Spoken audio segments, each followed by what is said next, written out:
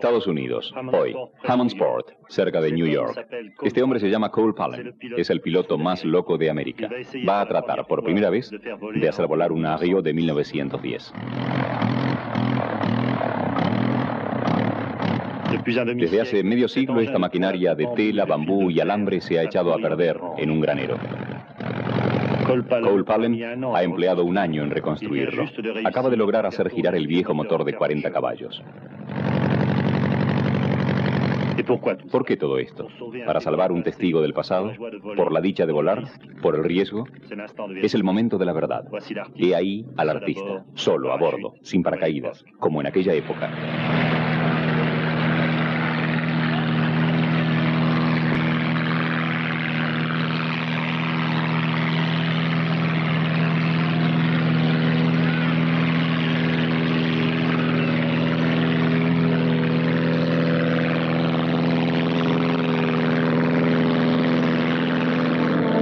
Así nació la aviación, con esos hombres y con esos aviones.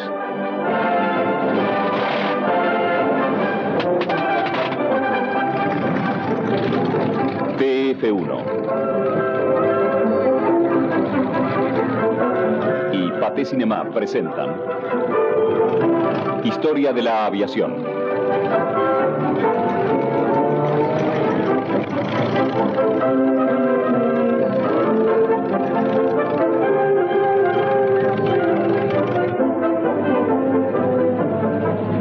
El tiempo de las escuadrillas.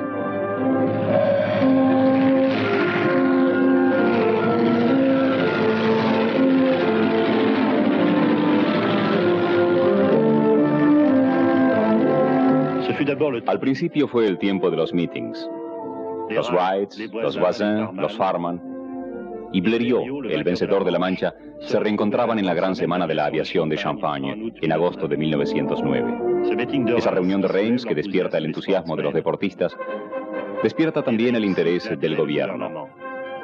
Y si Monsieur Fallières, presidente de la República Francesa, se ha desplazado, es para sostener a una industria naciente, la mejor del mundo en esa época. Y ya comienza la competencia. En Rusia los franceses van a proponer sus aviones, los Voisin. En el Japón los americanos llegan a vender los suyos, los Curtiss. Y para colocar los aviones es necesario tocar los espíritus. Ganar las carreras internacionales, como la París-Madrid en 1911. Jules Védrine se posa como un acróbata en la playa de San Sebastián. Felizmente su avión ha resistido el golpe. Es un avión sólido, un Morgan. Y Védrine se entera de que él está en cabeza. Es la felicidad. Se convierte en la vedette. Él va a ganar la prueba en 14 horas a 120 kilómetros de media. El avión es más rápido que el tren. Es necesario probar que el avión domina a todos los otros medios de transporte, que el avión puede sobrevolar las montañas. Gio Chavez franquea los Alpes. Que el avión puede unir los continentes. Roland Garros atraviesa el Mediterráneo. Es necesario tentar lo imposible. Pegu salta en paracaídas, sacrificando su Blériot. Esto le da una idea aún más loca. Ha visto el aparato descontrolado hacer solo maniobras inéditas. ¿Por qué no intentarlas? El looping, rizar el rizo.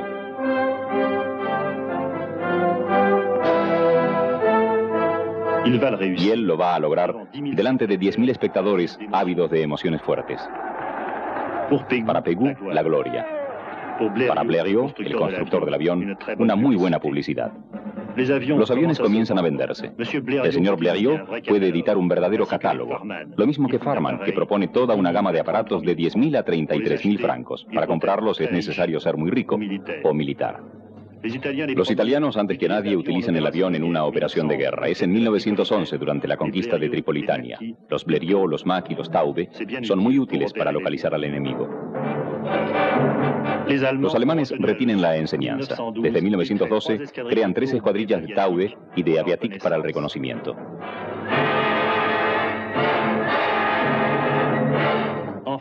Enfrente todavía no se cree en ellos. En Gran Bretaña los marinos construyen algunos aviones, como aquí en este taller reconstruido en el Museo de la Real Fuerza Aérea en Londres por John Tanner. Para él, como para todos los historiadores, qué tiempo perdido aquel. Era el momento en que hubiera sido necesario pensar en la aviación. Había un sentimiento muy fuerte contra la aviación en el Consejo de Defensa. Ellos tenían la costumbre de decir, y quedó como una frase célebre, déjenlos divertirse volando mientras no espanten a los caballos. En las altas esferas se creía que la caballería desempeñaría un importante papel en la Primera Guerra Mundial. En Francia, el director de la Escuela de Guerra, general Foch, declara, todo esto es deporte, la aviación para el ejército es cero. Un joven politécnico, Georges Bélanger, no está de acuerdo. Es uno de los primeros con brevet de piloto. En 1913, siendo teniente, trata con un puñado de oficiales de convencer al Estado Mayor. 60 años más tarde, no ha olvidado. Era duro vencer los prejuicios. Es así. Había escepticismo sobre el uso de la aviación. Primero como reconocimiento, y en segundo lugar, desde el punto de vista del armamento. Un cierto número de oficiales, incluso oficiales notorios, temían la reacción que el tiro pudiera acarrear al avión. Se pretendía que la reacción del arma podía provocar la dislocación, que el avión perdiera sus alas o cosas por el estilo. Es necesario decir que pueden comprenderse un poco las reticencias de los militares cuando se ve un avión como el Cotrón 63 de 1914, una máquina sagrada que nos presenta Jean-Pierre Lafille de la Escuadrilla del Recuerdo. Fue un avión creado por los hermanos Cotrón. Los hermanos Cotrón eran cirujanos de la chatarra, eran maestros herreros.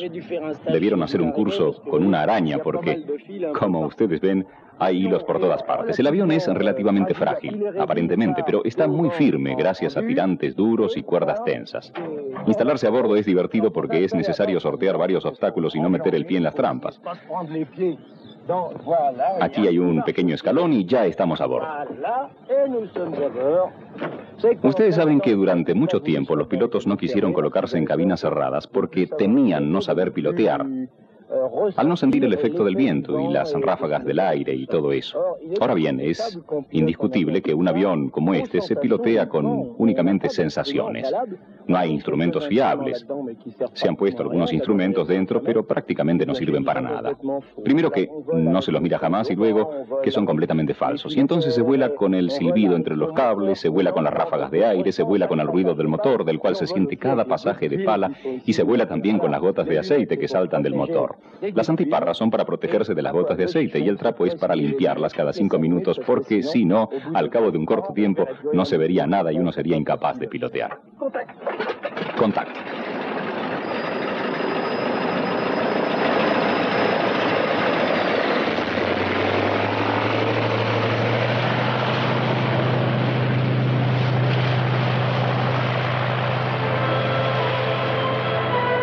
Un milagro. Esto aún vuela.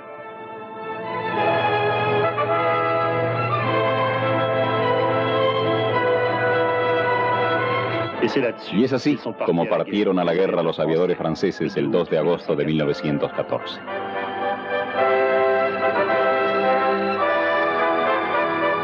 El 3 de septiembre, el capitán Bélanger está en reconocimiento.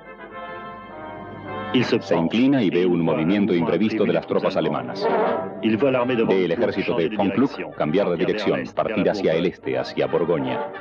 Enseguida pone rumbo al cuartel general del Sexto Ejército. Otros aviadores venidos del campo de París han hecho la misma observación. Entre ellos, el cabo Louis Breguet y el teniente Bateau. Y todos llevan al general Gallieni esta información capital, que el enemigo ha modificado la dirección de su ataque.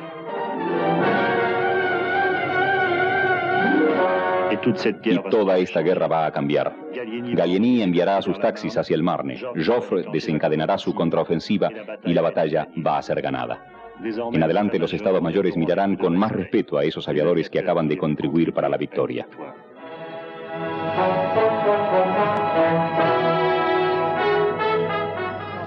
En suma, usted es uno de los responsables de la victoria del Marne. Sí, si usted quiere. En todo caso fueron los reconocimientos hechos bajo mis órdenes, ¿no es cierto?, los que dieron la primera orientación para esa batalla. Todos los beligerantes se inquietan por las incursiones de los aviones de reconocimiento. Pero como ningún avión está armado, ¿cómo hacer para abatirlos? Aquí en Rusia, los Blériot se desviven persiguiendo los Taube alemanes, contra los cuales no se puede hacer nada. El 8 de septiembre de 1914, un piloto austríaco, el barón von Rosenthal, sobrevuela el campo enemigo. El más célebre piloto ruso de la época, Piotr Nesterov, molesto, furioso, con un gesto digno de un oficial del zar, se lanza sobre el austríaco y los dos pilotos mueren entre los restos de sus aviones. ¿El primer combate aéreo? No exactamente. Un mes más tarde, el 5 de octubre de 1914, el piloto de un Voisin francés percibe un aviatique alemán sobre el Marne. El piloto es el teniente Joseph Franz. Joseph Franz, helo aquí, viviendo el recuerdo de ese momento histórico. El avión estaba allí, ¿no es cierto? Regresaba. Yo me dirigí hacia él con cerca de 200 metros más de altura, lo que me permitió picar un poco para alcanzar velocidad y llegué justo detrás de él. Creo que no me había visto. A pesar de las órdenes, Franz había hecho instalar una ametralladora. El observador Queneau tira 47 balas. Franz y Queneau alcanzan así la primera victoria aérea de la historia, matando al sargento Schlichting, de 20 años, piloto, y al teniente von Zangen, de 24, observador. Me posé a unos 300 metros en un terreno de cañas. Nos aproximamos, mi mecánico y yo. Había ya mucha gente. Una dama me dio un ramo de flores, otro vino con un faisán, pero debo decir que yo estaba muy emocionado. Estaba muy emocionado porque en la aviación no veíamos muertos, pero no tardarán en verse. Siempre con su Voisin, Franz va ahora a intentar el bombardeo. Debe decirse que hasta ese momento los aviadores lanzaban dardos e incluso ladrillos. Desde el fin de 1914 se comienzan a embarcar viejos obuses reformados y bombas rudimentarias con pequeñas aletas.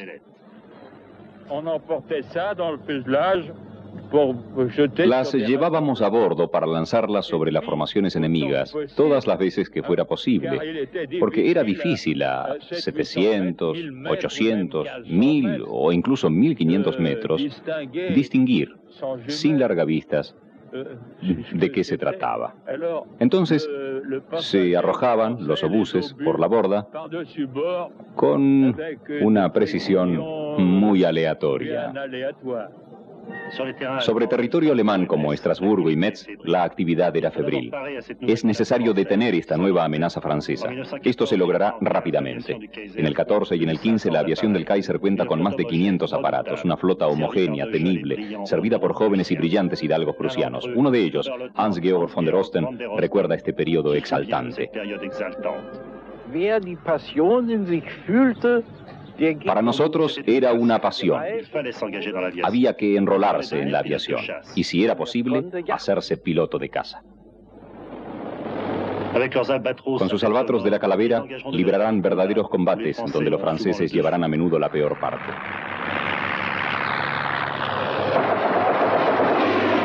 En todo el cielo la superioridad alemana se afirma.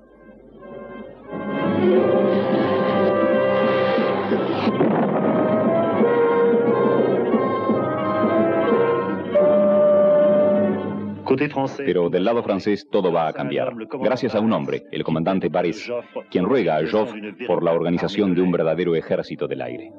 Y eligió al comandante de Gois para crear los bombarderos, una muy buena elección. Bajo su impulso, en 6 meses, nace una fuerza de 3 escuadrillas. De Gois pone a punto los lanzabombas y los visores. Organiza las primeras incursiones sobre Alemania. Para poner en pie la aviación de caza, Barès ha elegido a un conductor de hombres, el comandante de Ross. Esta es también una buena elección. Este caballero, convertido en notable piloto, va a dar un impulso irresistible. Para él lo más importante es formar pilotos, siempre más pilotos. Serán pronto miles en las escuelas. Entre ellos, un hombre joven ya célebre en ese comienzo de 1915, cuando es incorporado a la aviación. ¿Lo reconocen? Todo el mundo me habrá reconocido. Era yo, solamente que hace ya 60 años. Es el actor André Luque. No es sin cierta emoción evidente que reencuentro el aparato de mis comienzos, el aparato sobre el cual aprendí a pilotear y sobre el cual instruí después a muchos otros alumnos. Bajo las escarapelas es el título del libro del diseñador Marcel Jean-Jean. Nadie mejor que él ha mostrado esa vida divertida y tierna de aquellos jóvenes escolares del aire. Tienen 19, 20 años, los llamados de la clase 15. Para ellos la aviación, la elección, el sueño, es primero un cuartel como los otros, donde la disciplina es la fuerza principal de los ejércitos. Y se espera en la angustia, en la fiebre, se preparan para el gran día en el que han de subir por primera vez a un aeroplano.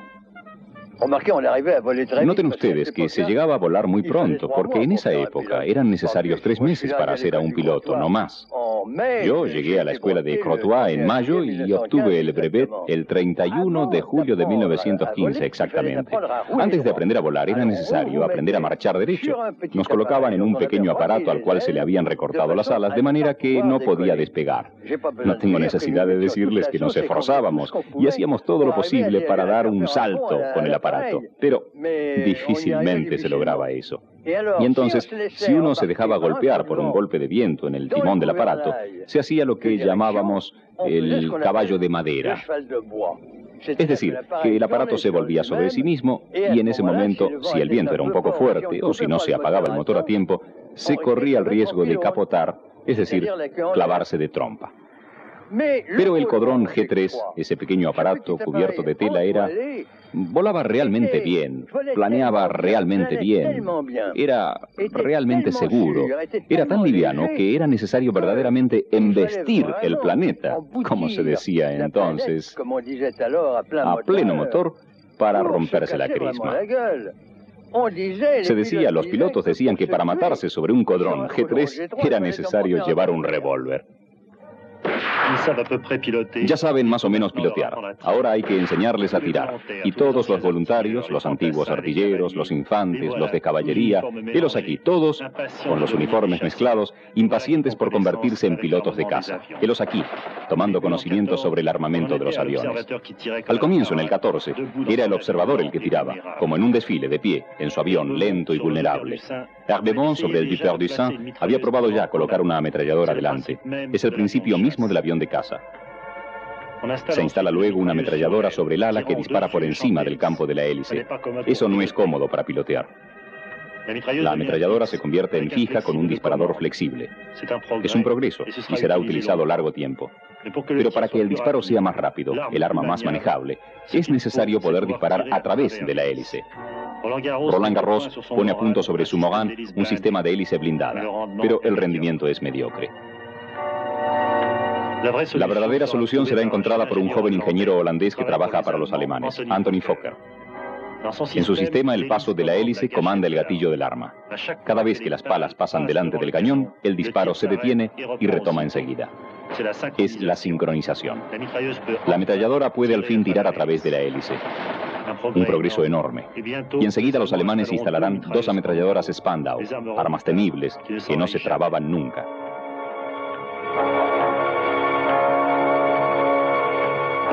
Con ellas, los pilotos de caza alemanes se sienten los dueños del cielo. A 5.000 metros de altitud no tienen miedo del frío, de la falta de oxígeno.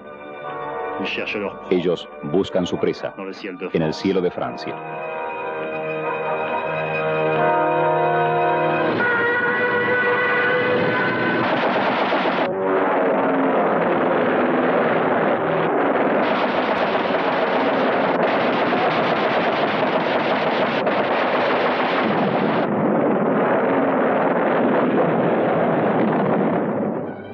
Los alemanes siempre son vencedores, se convierten en los primeros ases, coleccionan victorias, intentan nuevas maniobras de combate como Max Immelmann, 26 años, quien ha logrado 15 victorias.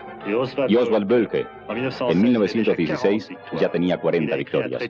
Bölke ha escrito un tratado de reglas de la caza aérea a los 25 años. Esos jóvenes pilotos franceses que llegan ahora en escuadrillas no saben lo que les espera. 1916, Verdun. Van a ser sacrificados en misiones de reconocimiento. Uno de ellos tuvo la suerte de salir con vida. Era él también un personaje antes de la guerra. El boxeador Georges Carpentier, enviado en misión sobre el Douaumont. Aquello fue muy difícil, porque el tiempo era muy malo. Estábamos obligados a volar a baja altura y volví con mi avión acribillado de balas y por estallidos de las piedras del suelo. Hasta tal punto estaba obligado a volar bajo para dar informaciones a nuestros infantes. He aquí las fotos de esos informes. El fuerte de Douaumont hundiéndose bajo los obuses. Y aquí los filmes, el paisaje cada vez más lunar, cada vez más atroz. Contemplándolo desde lo alto del cielo, no podían pensar ellos, los sacrificados, que había otros más sacrificados que ellos, que valía 100 veces más, cualquiera fuera el peligro, estar en lo alto que estar abajo. Escuchen la voz de un hombre que conoció ambas cosas, un infante convertido en aviador, el coronel Barbeau. Piensen en el estado de espíritu de un hombre que había salido de los agujeros de la infantería, donde había pasado noches bajo la lluvia, pequeñas mañanas horribles, con sed, con hambre, fatigado, vapuleado. Era algo espantoso. Y de golpe, encontrarse con que ha dormido en su cama, ha comido bien, y el día anterior ha ido a la villa vecina donde, Dios mío, estábamos más o menos bien con personas que eran muy amables. Teníamos permisos muy fácilmente y era suficiente que lloviera un poco para que nos acordaran 24 horas de Franco y fuéramos a París por tren en 3 horas y media para volver al día siguiente a las 10. Se llegaba así a la escuadrilla y como no se había dormido la noche anterior, se dormía lo que se podía. Pero a las 3 se estaba sobre las líneas y cada cual en su lugar. Un lugar cada vez más grande. Verdun, la aviación francesa va a forjarse allí. Los aviones primero. El avión de base es un buen avión, es el Nieuport 11, llamado Bébé Nieuport, a causa de su débil envergadura, 7 metros 40 solamente, lo que contribuye a darle una buena velocidad, más de 150 kilómetros por hora, a pesar de un pequeño motor, un Lagón rotativo de 80 caballos. Bien armado, manejable, es una muy buena máquina de guerra. Los alemanes van a encontrar un interlocutor. Una victoria más para los franceses.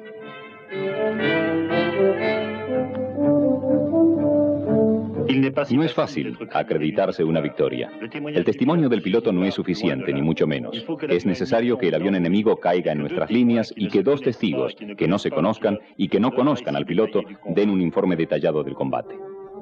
Pero cuando la victoria es homologada, se tiene derecho al comunicado, al cuadro de honor del ejército francés. Y ellos hacen de todo para estar allí. Paul Tarascon, 12 victorias. Y había una emulación, ¿sabe? Por ejemplo, llegábamos por la mañana y nos decíamos, bueno, el que case menos alemanes, al fin de semana paga los desayunos. Gilbert Sodier, 15 victorias. En el combate no había piedad. Si no se derribaba a un adversario, era él quien nos derribaba, evidentemente. Pero una vez terminada la batalla, no había odios. Ese era el espíritu de los pilotos de caza. Armand de Turenne, 15 victorias. Había un espíritu caballeresco en la aviación que no era el mismo, forzosamente, que el del pobre infante que se paseaba por el barro. En su película La Gran Ilusión, Jean Renoir, que fue piloto en 1915, mostró maravillosamente este espíritu. Pierre Fresnay y Jean Gabin, aviadores franceses, acaban de ser abatidos por el as alemán Erich von Stroheim. Les officiers. Voilà, chef, Lichterfeld, prête là. Très honoré d'avoir des autres Français. Maintenant, monsieur, la table. Voyons, Manco.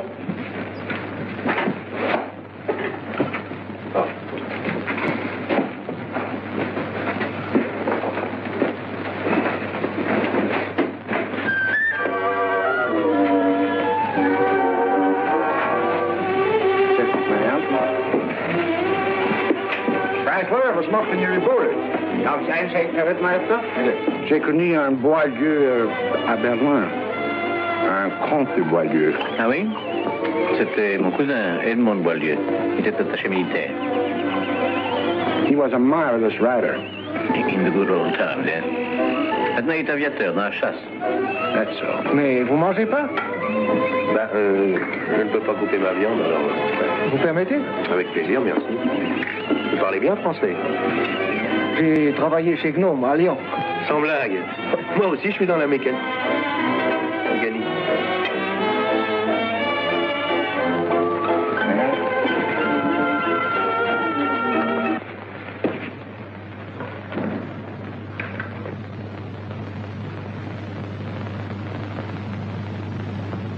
Je suis désolé de cette coïncidence.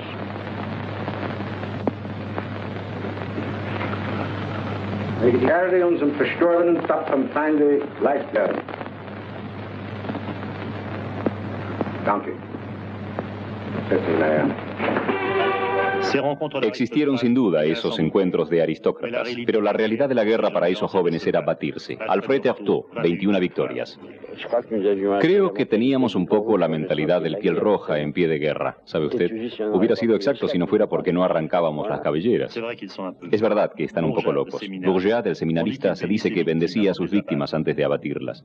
Esos pilotos eran personajes, como el primer Granaz, Nongesser, 45 victorias, o como el centinela de Verdún, Navarre. Navarre era un piloto extraordinario. Esto desde el punto de vista del pilotaje. Era, en fin, un poco loco. Nongesser tenía un coraje fantástico, pero piloteaba muy mal, como un animal. Tenía una vena insensible. Navarre también, por supuesto. Se accidentó a menudo, pero tenía unas agallas fantásticas. A estas individualidades extraordinarias y fantásticas va a tratar de disciplinar el comando, transformando los elementos en unidades de combate, haciendo de ellos escuadrillas, conjuntos de 6 aviones organizados, eficaces, escuadrillas cuyas insignias van a ser célebres: el gallo, el águila, la antorcha y sobre todo la cigüeña, el emblema de la SPA-3 del comandante Brocard. Él va a definir las tácticas de combate y hacer de las cigüeñas el primer grupo de caza, el de Guynemer. A fines de 1916, él ya tenía 30 victorias. El general Franchet d'Espéré lo hace oficial de la Legión de Honor. Era capitán. Él, que había sido rechazado 2 veces en la incorporación porque parecía todavía un niño cuando se presentó a su instructor, Paul Tarascon. Era un muchacho muy nervioso, absolutamente nervioso. Era una pila eléctrica. Un hombre joven, ¿no es cierto? Que no tenía del todo pasta, un joven delgado, magro. Y yo lo saqué con cajas destempladas. Esto explica por qué, cuando llegué a la N3 en el Somme en el 16, y él tenía ya 6 o 7 victorias, cuando me vio me dijo: toma para que veas, ahora estoy encima de ti. Sí, desde su llegada a la escuadrilla había acumulado victorias. Poco a poco había nacido una leyenda, la de un héroe romántico que iba hasta el fin de sí mismo. Su lema era: cuando no se ha dado todo, no se ha dado nada. Pero la realidad es también la de un combatiente, la de un piloto temible.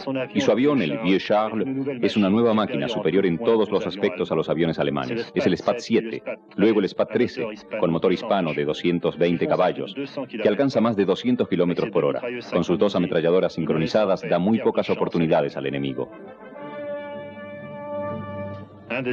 Uno de sus adversarios, Joseph Jacobs, 41 victorias, el último gran as vivo de la aviación imperial alemana, el último en llevar la famosa cruz por el mérito, pour le mérite, la Blue Max.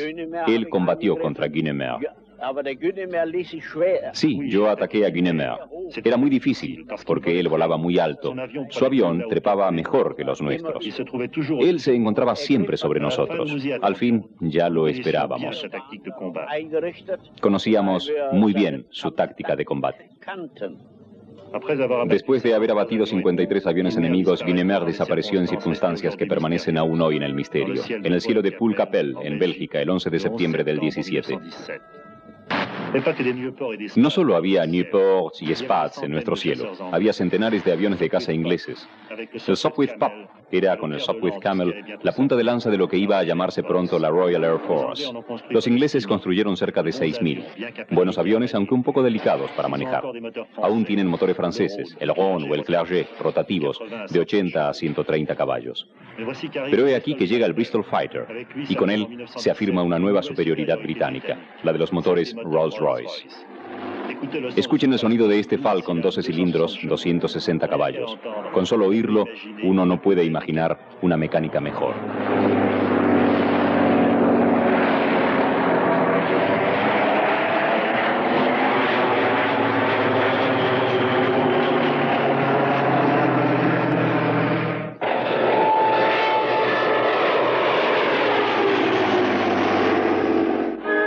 Con esos aviones, nuestros aliados del Imperio Británico van a tener grandes haces. El canadiense William Bishop obtendrá 72 victorias y el inglés Edward Manock 73. Un buen historial. Pero los ingleses no asignan tanta importancia a la idea de los haces. Ellos tienen otro estado de espíritu. Para ellos no hay vedettes. Cada uno cumple con su deber. For King and Country, por el rey y la patria. Así lo testimonia uno de los últimos de esos ingleses desconocidos, Leonard Rochford, 12 victorias.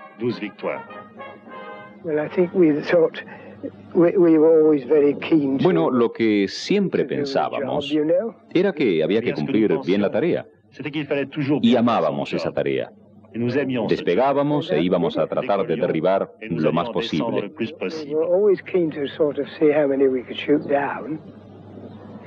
Para mí era como convertir un gol en el fútbol o un try en el rugby.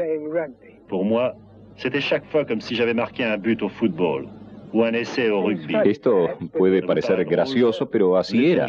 Éramos jóvenes y no nos preocupaba mucho. Dejábamos que eso ocurriera simplemente.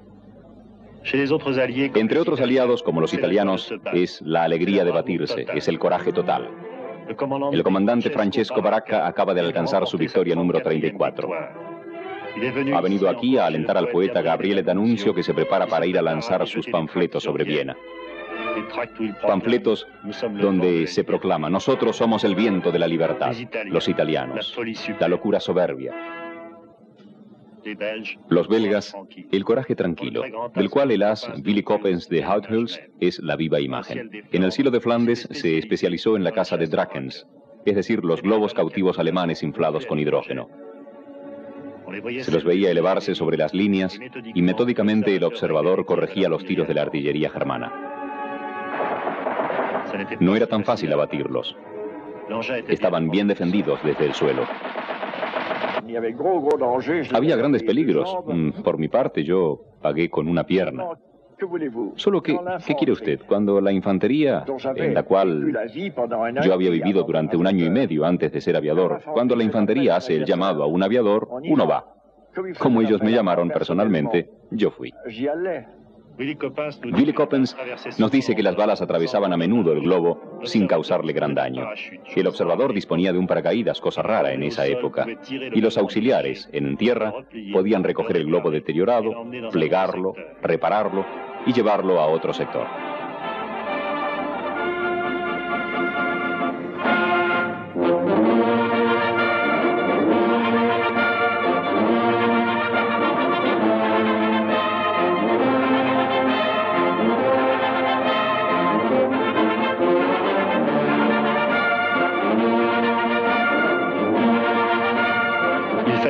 Era necesario encontrar un medio para desembarazarse de esa peste. Billy Coppens va a utilizar sobre su Nieuport la invención de un oficial de marina francesa, el comandante Le Prieur. Son los ancestros de los cohetes. Cohetes con guía primitiva pero relativamente precisa. Con ellos, el as belga va a hacer estragos entre los globos enemigos. Va a abatir una treintena.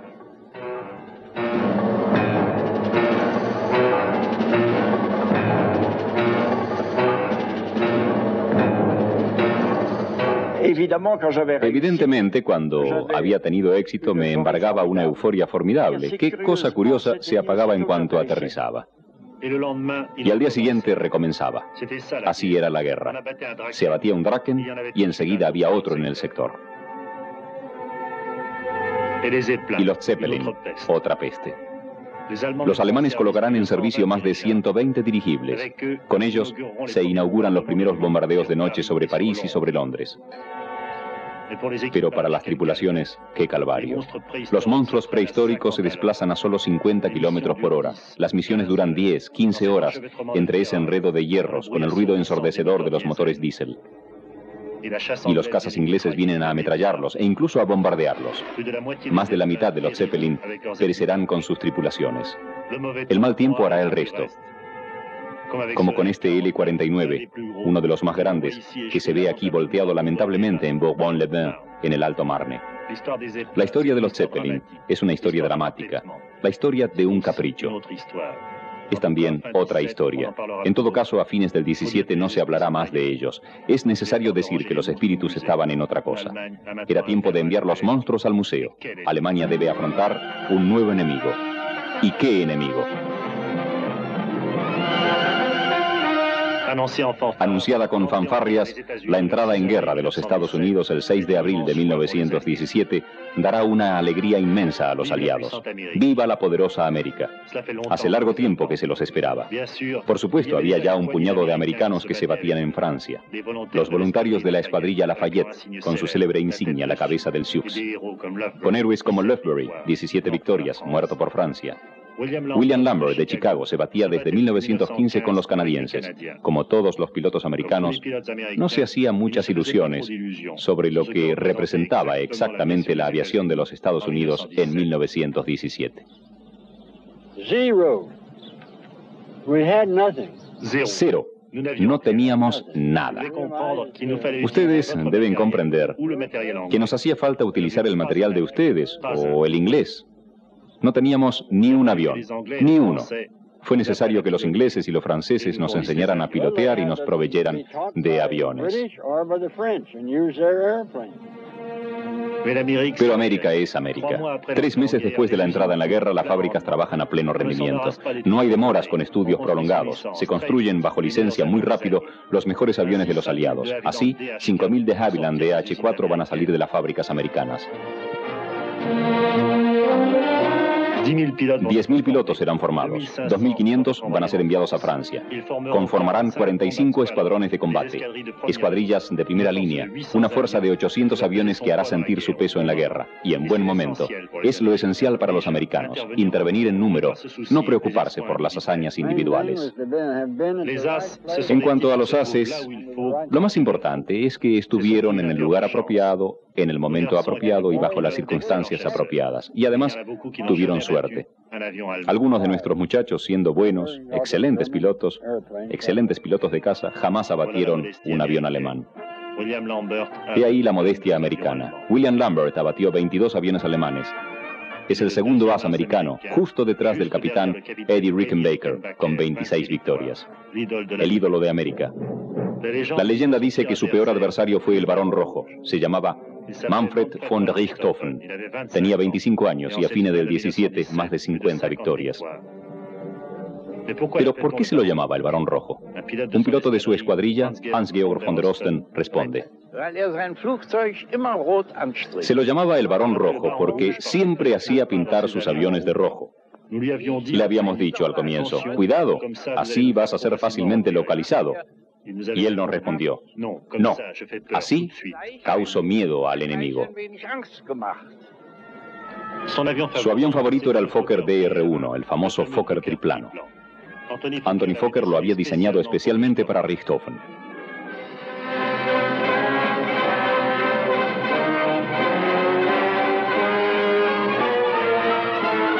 Y desde su primera misión con ese avión, el as alemán, fiel a su principio, lo había hecho pintar de rojo. Era una formidable arma de guerra, una máquina muy compacta, 7 metros de envergadura, 5 metros 80 de largo. Fantásticamente manejable, esta pequeña máquina pesa solo 600 kilogramos y vuela a más de 200 por hora. Una bola de fuego que surgió como un bólido en medio de las escuadrillas aliadas.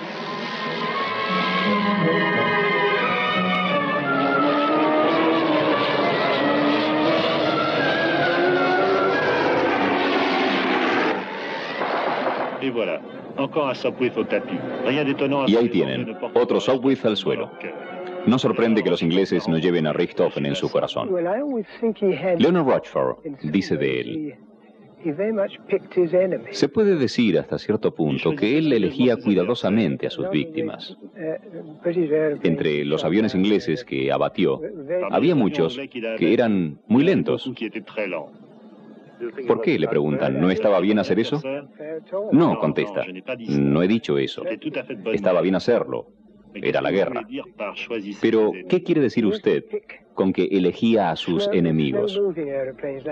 Y Rochford contesta. Y bien, es verdad, él atacaba sobre todo aviones más lentos, como el BE-2C, que era un avión de control de artillería, un avión muy lento, su víctima favorita.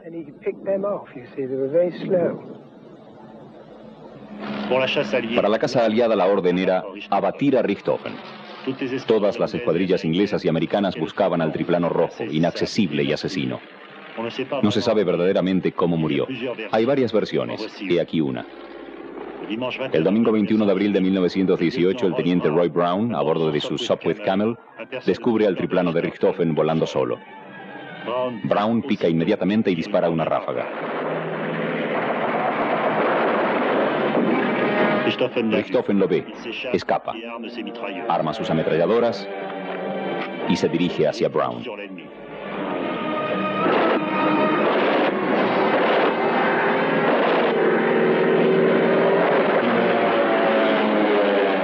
Pero Brown ese día es el mejor.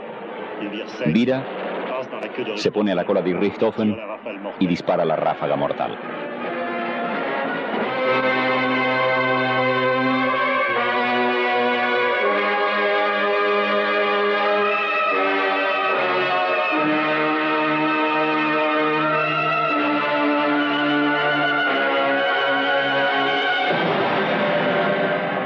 El triplano cae en campo aliado, cerca de la batería de artillería australiana número 53 que reivindica esta victoria. Los periodistas y los reporteros cinematográficos se presentan para ver los restos del avión del Barón Rojo. Los australianos organizan enseguida los solemnes funerales.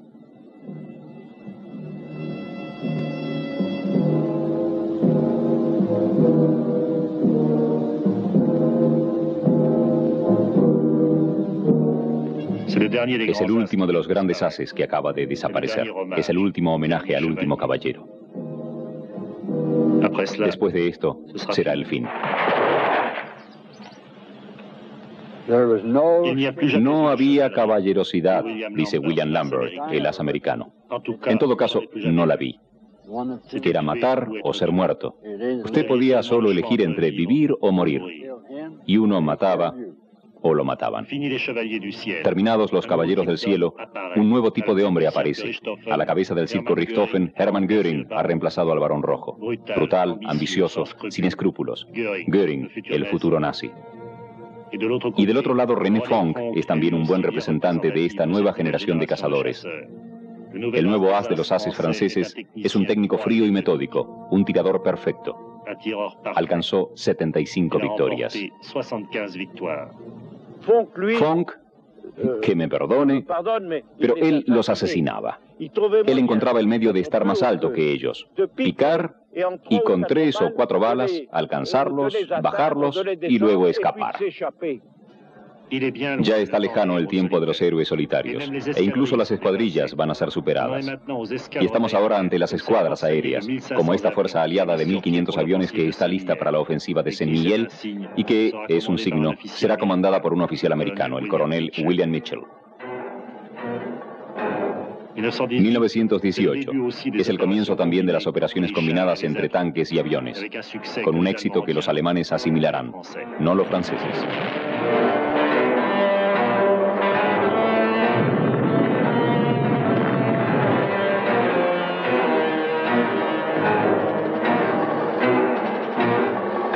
En 1918 ha llegado la hora de los bombarderos. Y aquí el enorme Shore Bomber, 3 toneladas.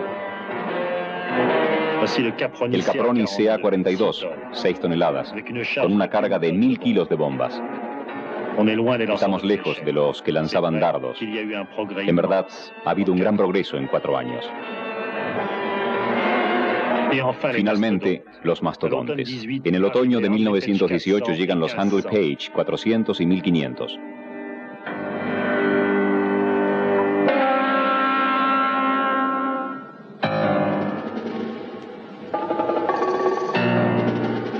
...30 metros de envergadura, 20 metros de largo, un peso de 7 toneladas, una autonomía de vuelo de 7 horas con 2 motores de 360 caballos.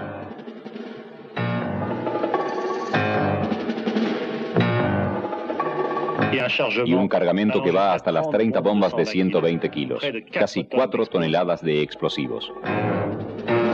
Es eso lo que verdaderamente comenzó en 1918.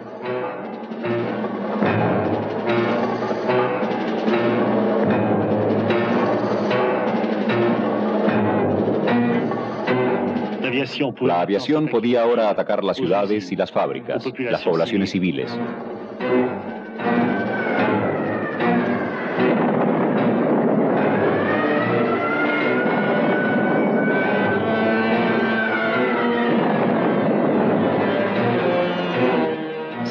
Esta guerra se ha convertido en la guerra de las máquinas y de los industriales. Las cifras de producción de aviones son pavorosas. Alemania ha construido durante la guerra 38.000, Inglaterra 49.000 y Francia 51.000. El precio medio de un avión era de 17.000 francos en 1918, 17.000 francos oro, y Breguet solo ha fabricado 5.500 Breguet 14. El pequeño inventor de 1913 se ha convertido en Monsieur Louis Breguet, industrial y próspero.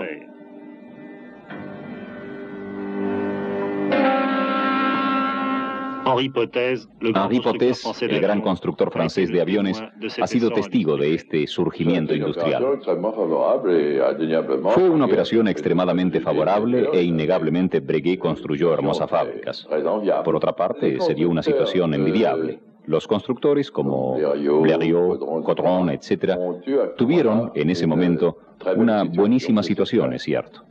Evidentemente tenían gastos, incluso bastante grandes, y ellos no ahorraron esfuerzos para que el material saliera bastante rápido. En fin, ese fue un periodo muy feliz para ellos, que fue añorado después, cuando la guerra terminó.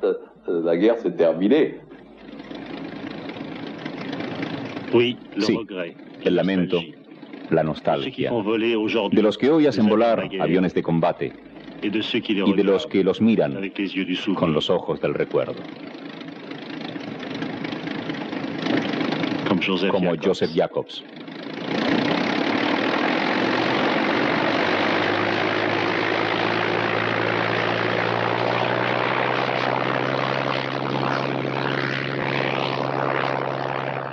Ellos experimentaron todos lo mismo al fin de la guerra, como Armand de Turenne. La impresión que tuve en el armisticio, y bien, fue primero de alegría al saber la victoria de nuestro país, pero también una cierta ansiedad al decirme, se terminó, no voy a continuar esta vida. En el fondo era una vida bella. En honor a la verdad, por razones personales para cada uno de nosotros, ciertamente diferentes, adorábamos aquello. Los pilotos adoraban, los pilotos de caza particularmente adoraban su oficio. Yo no hubiera abandonado. Yo estaba triste cuando terminó la guerra. Era una guerra franca y leal, no había nada sucio en ella. Se mataba, eso es todo. 5.600 aviadores franceses, 7.500 ingleses y 11.400 alemanes murieron en el cielo.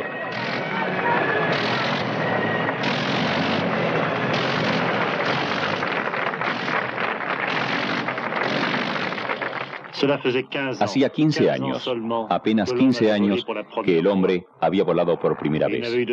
Y no había cejado desde entonces en su empeño de hacer asesina a esta maravillosa invención. Instalar sobre el avión un fusil, una ametralladora y luego una bomba. Si era para llegar a esto, quizás no valió la pena, debió pensar Orville Wright. Ahora, la aviación ya era adulta.